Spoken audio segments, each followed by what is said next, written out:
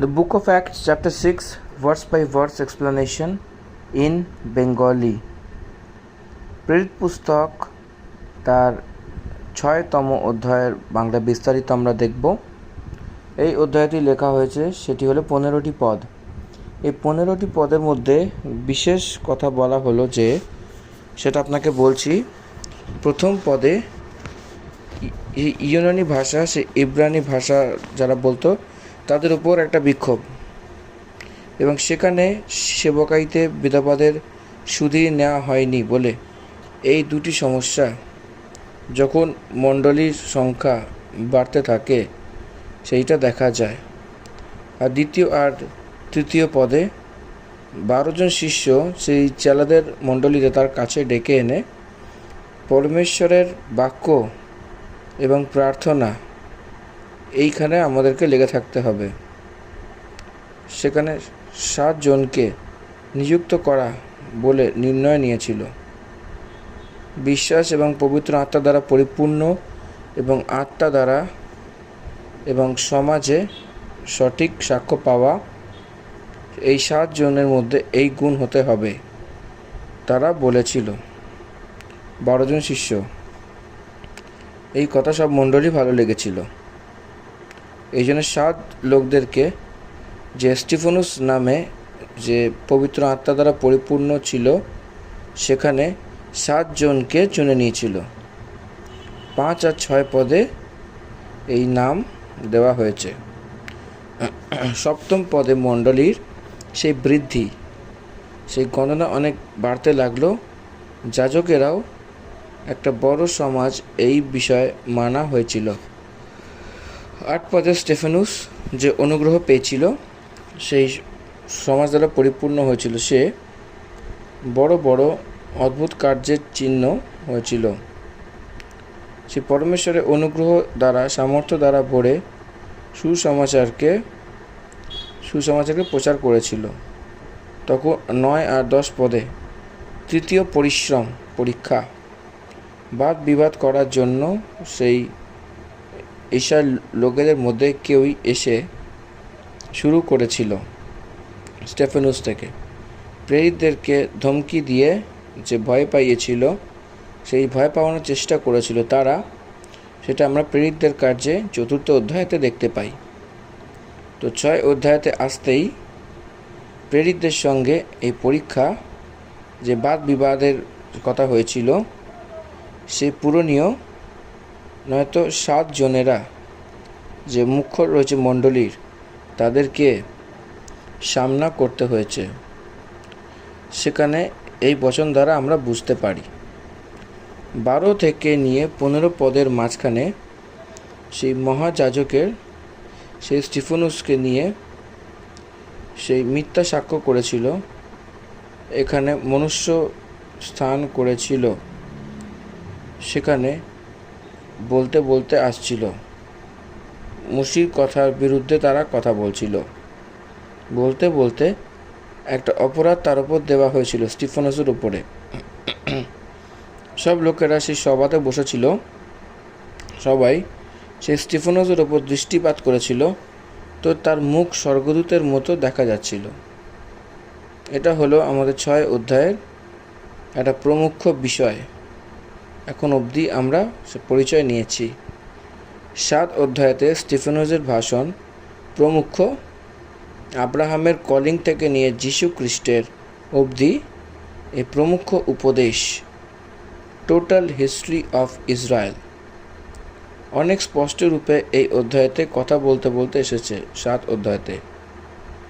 তারপরে আমরা সেই অধ্যায়তে দেখতে পাই, সেই সাক্ষ্য আমরা দেখতে পাই। এই 6 অধ্যায় প্রথম থেকে আমরা একের পর এক করে ধ্যান করব।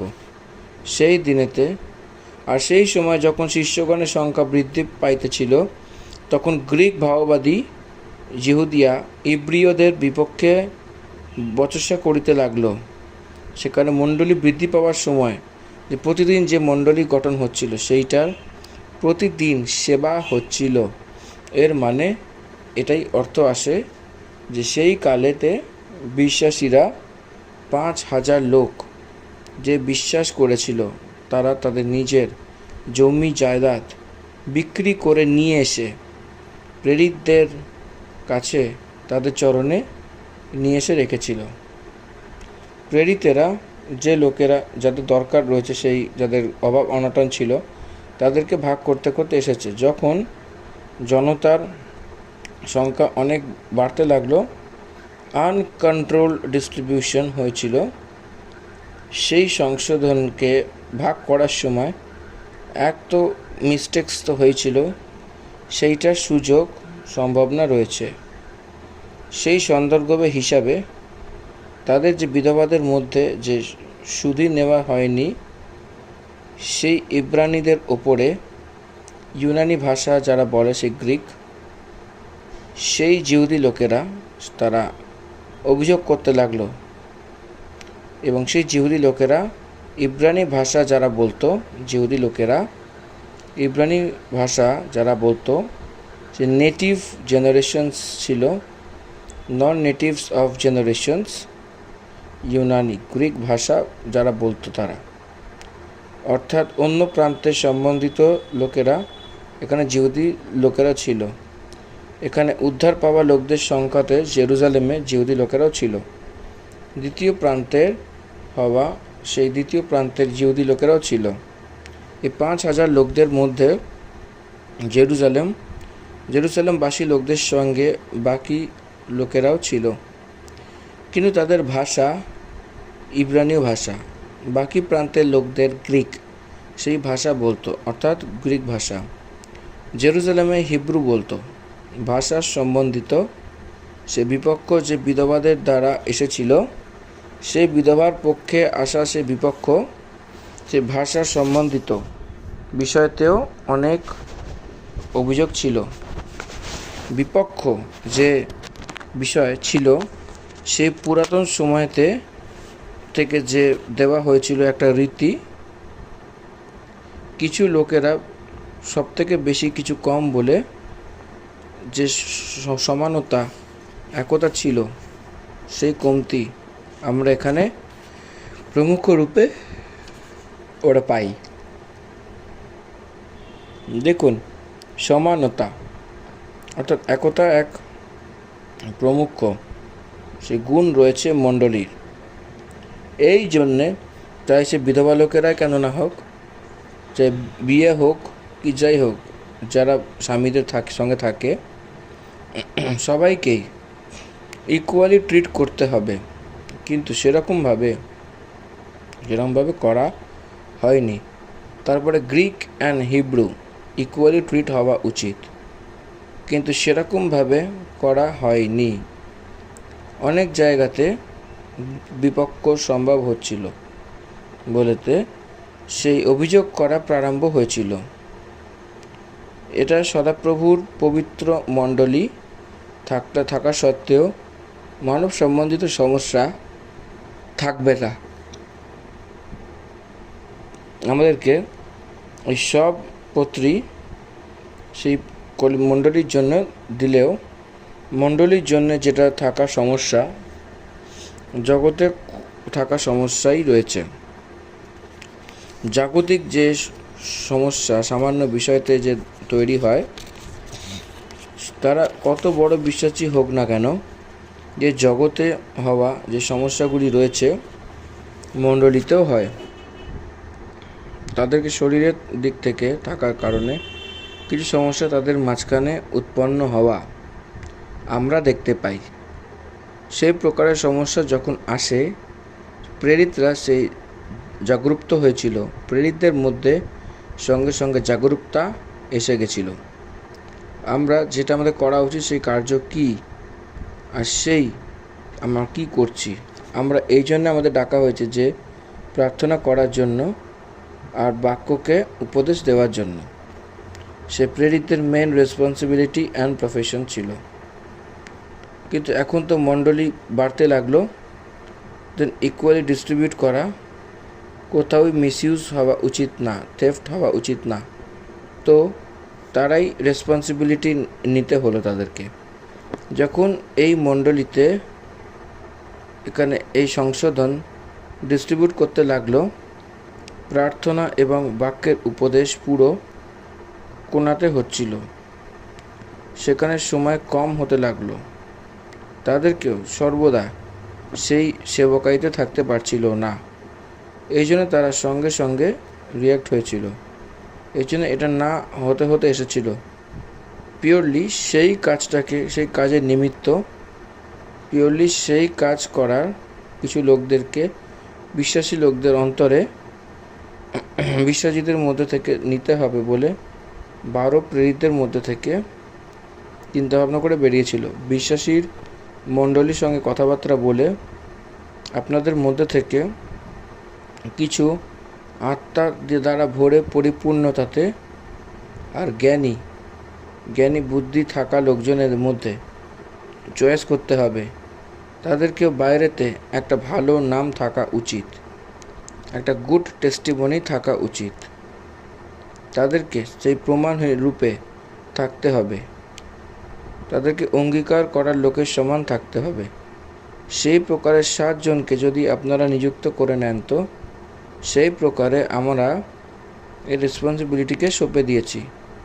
Distribution of money and resources, এটা যে ভাগাভাগি করা, যে সেবা যে মণ্ডলীর মাঝখানে হয়েছিল, যে দরকারি জিনিসগুলিকে ভাগ করার বিষয়তে, কি ওটাকে ভাগ বটরা করার বিষয়তে, চাই সে ভোজন কেন না হয়, চাই সে আর্থিক পরিস্থিতি কেন না হয়, চাই সেটা কাপড়ের কারণ কেন না হয়, আর বাকি কিছুই বিষয়ে কেন না হয়, সেখানে পলিসি ম্যাটার্স সমস্যা না আসার জন্য 7 জনকে নিযুক্ত করতে হবে বলে সেই 12 প্রেরিতরা একটা নির্ণয়তে এসে সেই চেলার মণ্ডলীকে তার কাছে ডেকে এনে বলল, চেলা লোকেদের মণ্ডলী, এর মানে যীশু খ্রিস্টের চেলা যেটা 12 জন ছিল, তো 12 জনে মিলে চেলা লোকদেরকে তৈরি করার কার্য শুরু করেছিল প্রভুর আজ্ঞার অনুসারে। এই জন্য যীশু খ্রিস্টের চেলা লোকেরা, যে শিষ্যদের 12 জন, সে বাকি বিশ্বাসীদেরকেও এই টাইটেল দেওয়া হয়েছিল। চেলা লোকদেরকে তার কাছে ডেকে নিয়েছিল, এর মানে বিশ্বাসীদের মণ্ডলীকে তার কাছে ডেকে নিয়েছিল। এটা ঠিক নয় যে আমরা পরমেশ্বরের বাক্য ছেড়ে সে খাওয়া দাওয়া করতে সেবাতে যাব। পরমেশ্বরের বাক্য বলবার সময় ডিস্টার্ব হচ্ছে, কেবল ভোজনকে ভাগ করা, তার মধ্যেই আমরা সীমিত হয়ে যাচ্ছি। এখানে মিনিস্ট্রি, স্পিরিচুয়াল মিনিস্ট্রি, আত্মার সম্বন্ধিত মিনিস্ট্রি, বাক্যের উপদেশ। দ্বিতীয় মণ্ডলীতে ভৌতিক সেবা, মণ্ডলীর সেই বৃদ্ধির ভৌতিক সেবা, এর মানে ভোজনকে ভাগ করা, এক আত্মার সম্বন্ধিত যে সেবাও পুরো হয়েছে। শারীরিক সম্বন্ধিত দরকারকে পুরো করতে করতে এসেছিল। এই জন্য কেবল আমরাই আত্মার সম্বন্ধিত কার্যই করব বলে বলেছে, নাহলে হতে পারবে না। কিছু ভৌতিক সম্বন্ধিত সেই রেসপন্সিবিলিটি মণ্ডলী থাকা উচিত। এই জন্যে তাকে সেই ধনসম্পত্তির ভাগ বটরা এবং তার জন্য সদাপ্রভুর ছুটকারা দিয়েছিলেন বলে সদাপ্রভুর দাসেরা বুঝতে হবে। এই জন্যে হে ভাইয়েরা, যে তুমি সব সুনাম পুরুষকে যে পবিত্র আত্মার দ্বারা বুদ্ধিতে পরিপূর্ণ হয়, তাকে চিনে না, আমাদেরকে নিযুক্ত করবেন বলে বলেনি, তোমরা চয়েস করো বলে বলেছে। You choose them, you select them and bring them to us, আমাদের কাছে নিয়ে আসো। উই উইল অ্যাপয়েন্ট দেম, আমরা তাদেরকে এই কাজে নিযুক্ত করব, যে আমরা তাদের এই কাজে দেব। আপনারা চয়েস করুন, আমরা তাকে এই কাজে বসাবো। বুঝতে পারছেন? আপনারা চিনে নিন, আমরা দেখে নেব। সেখানে জেনারেল বডি ইলেকশনস, এটা আমাদেরকে বুঝতে হবে। General body will elect the deacons and the elders when the apostles will appoint them. যারা জেনারেল বডিকে নিযুক্ত করবে সেটাকে অফিস বেরার্স অ্যাপয়েন্ট করে, এটা অ্যাসোসিয়েশন সিস্টেম এখানে জারি লেগে রয়েছে বলে আমরা বুঝতে পারি। অ্যাসোসিয়েশনের কাজ কি যদি জিজ্ঞাসাবাদ করা হয়, একটা সামান্য সমাজের রূপে যে রয়েছে তাদের মধ্যে থেকে কিছু লোকদেরকে কিছু কার্যের জন্য নেতৃত্ব করার জন্য চুনে নেয়, তাদেরকে প্রেরিতরা নিযুক্ত করবে। আমরাও তো তাই রয়েছি না, জেনারেল পাবলিকের মধ্যে থেকে রাইট পিপলকে ইলেকশনসের রূপে চুনে নেয়, যে নির্বাচনে আমরা চয়েস করব। যা চুনে নিয়েছি সেটা গভর্নর অ্যানাউন্স করে প্রকট করবে এমএলএ রূপে। এই ব্যক্তি এমএলএ হয়েছিল বলে সেই ব্যক্তিকে প্রমাণ স্বীকার করাবে। সেরকম অ্যাপোস্টলসও আপনি নিযুক্ত করুন। You choose the elect, we will appoint বলে বলা হয়েছে। কিন্তু আমরা তো প্রার্থনাতে এবং বাক্যের সেবাতে লেগে থাকব। This is the major responsibility of apostles. পরমেশ্বরের দাস সব থেকে বেশি সময়, পুরো সময় প্রার্থনা, বাক্যের ধ্যান এবং প্রচার। আজকে যে সমাজে সদাপ্রভুর দাসের মধ্যে যে কমতি দেখা যায়, আমরা বুঝতে পারছি যে প্রার্থনা কম হয়ে গেছে, বাক্যের ধ্যান এবং বাক্যের উপদেশ দুটোই কম পড়ে গেছে। সমাজে বাক্যকে প্রচার করা অনেক বড় একটা দায়িত্ব। পরমেশ্বরের আত্মা দ্বারা ভরে থাকা ব্যক্তি কি লোকেরা সর্বপ্রথম কি কাজ করে জানেন? বাক্যের প্রচার, সুসমাচারের উপদেশ। সুসমাচারকে সমাজের জন্য উপদেশ না দেওয়া ব্যক্তি পরমেশ্বরের সেবাতে আনফিট হবে। এই জন্য এই কাস্ট বলে না ভেবে সুসমাচারে কার্য করো, নিত্য কষ্ট ওঠে পরিশ্রম করে পৌলুস তিমোথিয়াসকে বলেছিল। সুসমাচারের কাজ করো, নিরন্তর সুসমাচারের কাজ করো, অনেক কষ্ট করে সুসমাচারের প্রচার করো আজ্ঞা দিয়েছিল। 5 পদে এই কথা সব মণ্ডলী ভালো লেগেছিল। জেনারেল বডি অঙ্গীকার করেছিল এই নির্ণয়কে। প্রেরিতরা যে নির্ণয় দিয়েছিল সেই নির্ণয় তাদের সামনে রাখার সময় জেনারেল বডি সব বিশ্বাসীরা তাদেরকে অঙ্গীকার করেছিল। তাকে সেটা ভালো লাগে। আর তারা স্টিফানস নামক এক পুরুষকে, যে বিশ্বাস এবং পবিত্র আত্মা দ্বারা পরিপূর্ণ ছিল পাস্ট টেন্স, আর ফিলিপুস, রুকুরুস, আর নিকানোর, আর টিমন, এবং পারমিনাস, এবং অন্তিকিয়াবাসী নিকোলাস, তাকে যে জিহুদি মনে এসে গেছিল তাকে চুনে নিয়েছিল। এরা প্রেরিতদের সঙ্গে দাঁড় করিয়েছিল এবং তারা প্রার্থনা করে তার উপরে হাত রেখেছিল। এই লোকদের ওপরে যখন হাত রেখেছিল তখন এরা পবিত্র আত্মা পাওয়ার জন্যে রাখা হয়নি হাত এদের ওপরে। এই লোকেরা তখনই পবিত্র আত্মাকে পেয়ে গেছিল। আমরা গণনা পুস্তকে 27 অধ্যায়তে 18 থেকে 23 মাঝখানে পরমেশ্বর সদাপ্রভু মসিকে এই কথা বলেছিলেন। এটা মন দিয়ে শুনবেন কিন্তু। আমার আত্মা সেই তোমাদের বসানো এক ব্যক্তি যার নাম যেহোশু, তার উপরে হাত রেখে তাকে তোমার পরে সেবার জন্য নিযুক্ত করে প্রভু মসিকে বলেছিলেন। এর মানে মসি যে চলেছিলেন সে জিম্মেদারি যেহোশু নিতে যাচ্ছে।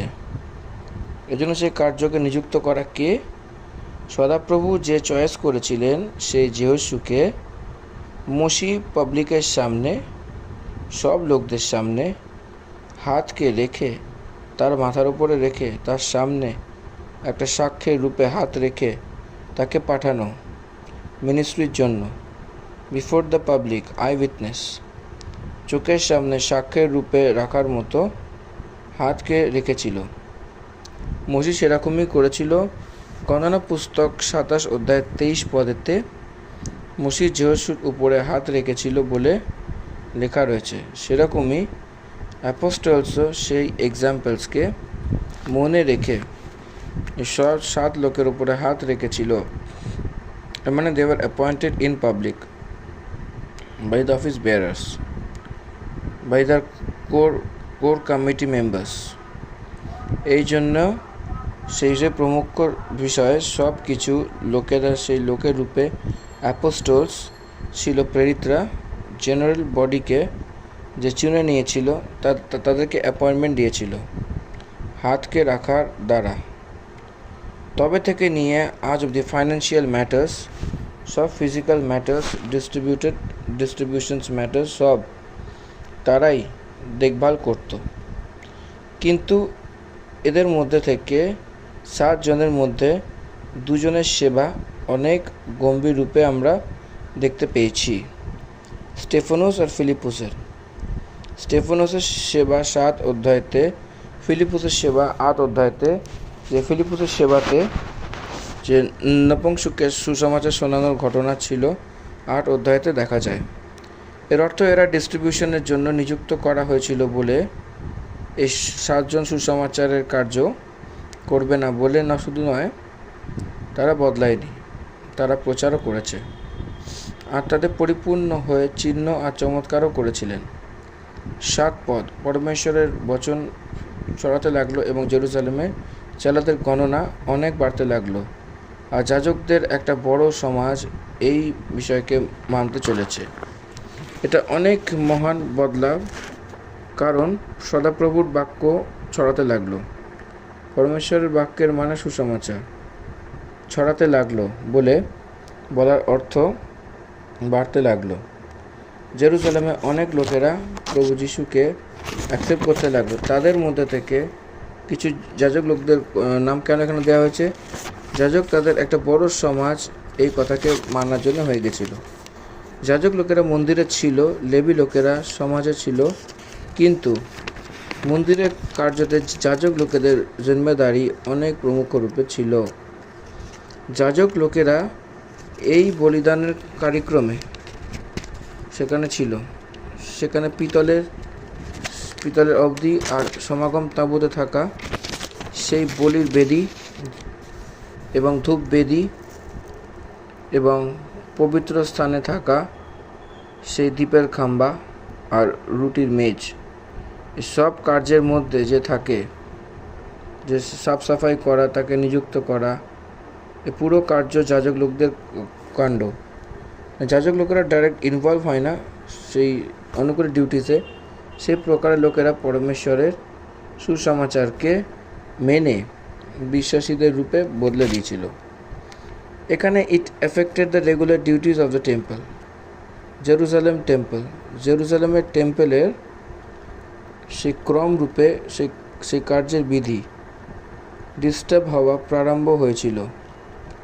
সেখানে সেই প্রান্তের সব জিহুদি লোকেরা চিন্তাভাবনায় পড়ে গেছিল। সব নেতা লোকেরা চিন্তাভাবনায় পড়ে গেছিল কীভাবে এই সুসমাচারকে সামনা করব বলে তারা বাদ বিবাদ করতে লাগলো।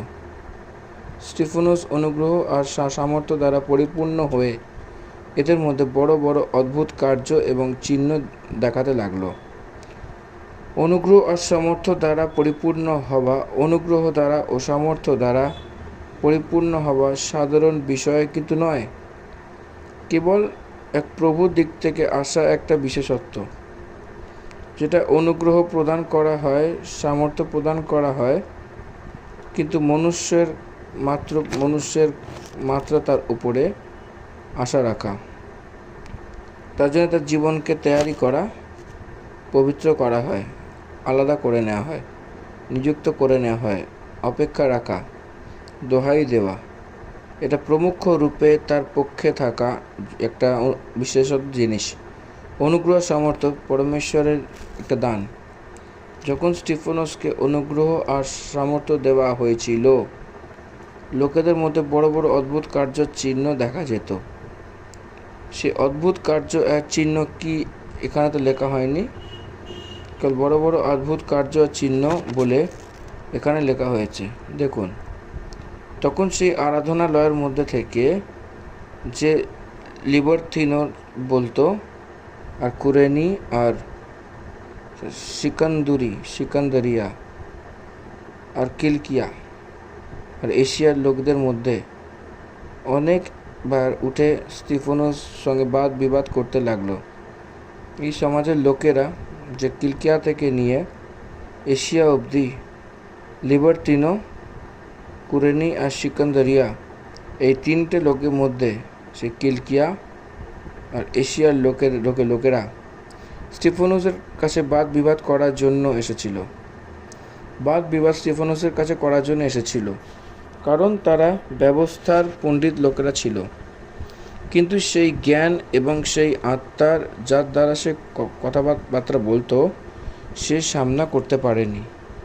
একটা কথা মনে রাখবেন, সদাপ্রভুর আত্মা দ্বারা পরিপূর্ণ হওয়া দাস পরমেশ্বরের আত্মা দ্বারা যে ভবিষ্যৎবাণী করে তাকে সামনা করা মনুষ্য জ্ঞান দ্বারা, মনুষ্যের সামর্থ্য দ্বারা সামনা করতে পারবে না। স্টিফানোস পরমেশ্বরের আত্মা দ্বারা ব্যবহার হচ্ছিল। পবিত্র আত্মা পরমেশ্বর তাকে ব্যবহার করে সুসমাচারকে দিচ্ছিলেন, বড় বড় অদ্ভুত কার্য আর চিহ্ন করাচ্ছিলেন।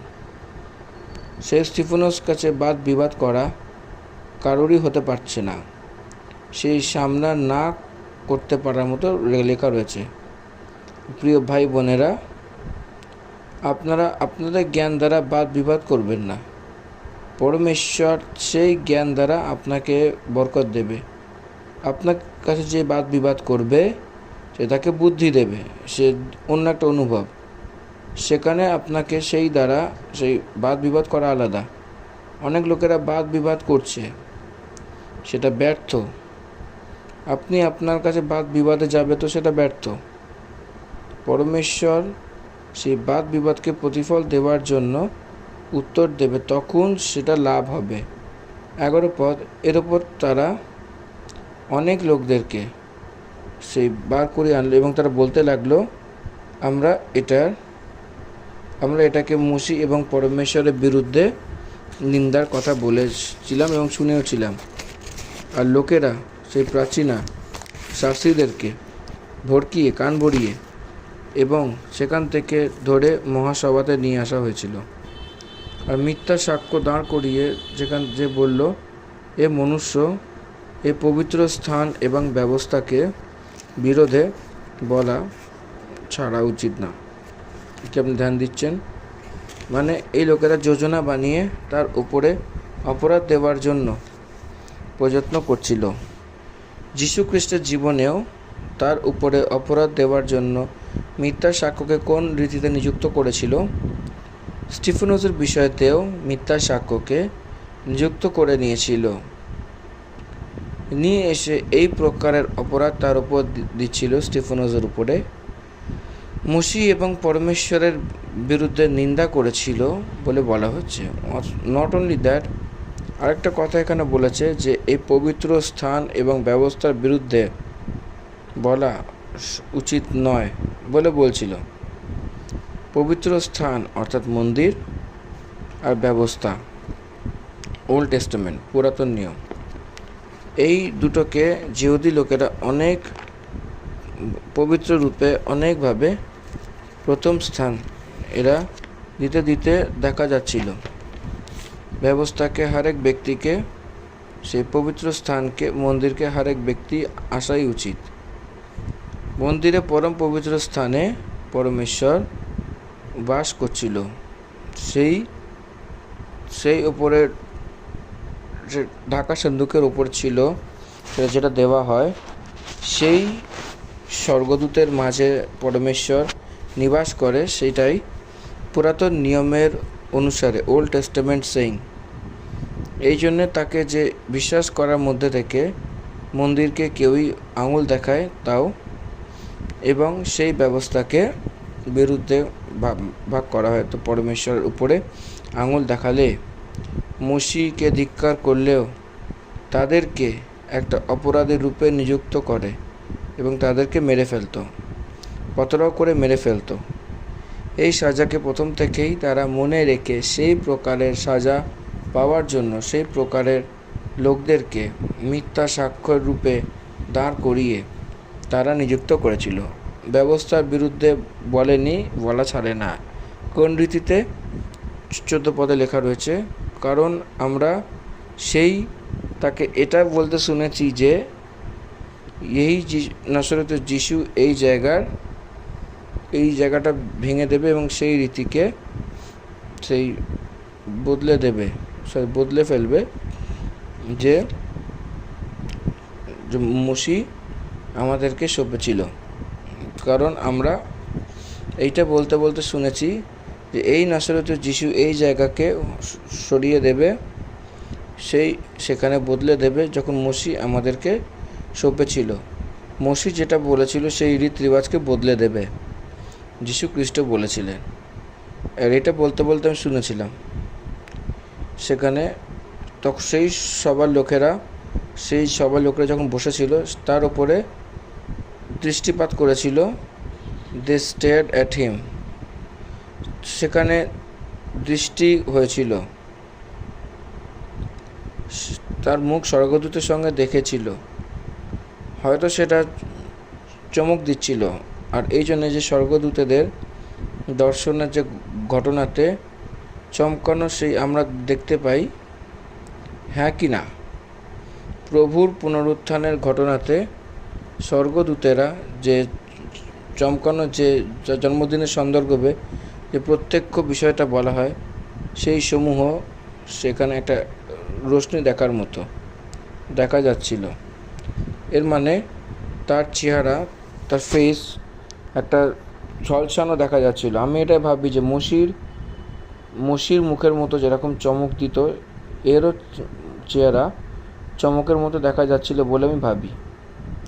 এই জন্য তার মুখ স্বর্গদূতের মুখের মতো দেখা গেছিল। হয়তো যে লোকেরা মিথ্যা সাক্ষ্য দিয়েছিল, সে উইটনেসেস কারেক্ট নেই বলতেই তার মুখ স্বর্গদূতের সে মুখ সমান দেখিয়েছিল হয়তো। They doesn't need all those blames on him, তার উপরে যা দেওয়া হয়েছিল যে অপরাধ অঙ্গীকার করার দরকার নেই। সেখানে সেই চেহারা স্বর্গদূতের মতো চমকের কারণে পরমেশ্বরই তাদেরকে দেখা দিয়েছিল হয়তো, বলেছিল হয়তো, বলে আমি বলছি। ইয়েস, আমার প্রিয় পরমেশ্বরের সন্তানেরা, পরীক্ষা যে মণ্ডলীর মুখ্য লোকেদের অবধি যে পৌঁছেছিল, তারপরে মণ্ডলীর কাছে পৌঁছেছিল 7 অধ্যায়তে, সেখানে তাকে মারা। 8 অধ্যায়তে শেষ ঘটনাতে পৌঁছতেই মণ্ডলীকে সে পরীক্ষাতে পৌঁছানো। 9 অধ্যায়ের শুরুতে পৌঁছাতে মণ্ডলীর মধ্যে অনেক প্রকারের পরীক্ষা, সেই কষ্ট, সে মণ্ডলীর ওপরে আসা আমরা দেখতে পাই। এটা যে প্রথম 6 এবং 7 অধ্যায়ের মধ্যে জেরুজালেমে সম্ভব হয়েছে যে কথা, আমরা প্রথম 6 অধ্যায়ে কনফার্মলি পরিপূর্ণতায় স্টিফেনসের আর্গুমেন্ট যে 7 অধ্যায় থেকে এই অধ্যায় অবধি জেরুজালেমে সম্ভব হওয়া যে ঘটনার রূপে দেখা যাচ্ছে। তারপরে জিহুদিয়া সামরি সেই প্রান্ততে, তারপরে 13 অধ্যায় থেকে সব জগতে সুসমাচার প্রচার হওয়া আমরা দেখতে পাই। তো এখানে আমরা 6 অধ্যায়কে, অর্থাৎ প্রেত পুস্তকের 6 অধ্যায় সমাপ্ত করছি। ধন্যবাদ। আমেন। ঈশ্বর আপনার সকলকে আশীর্বাদ করুক। The end of chapter 6 of the book of Acts. Thank you. Amen and God bless you all.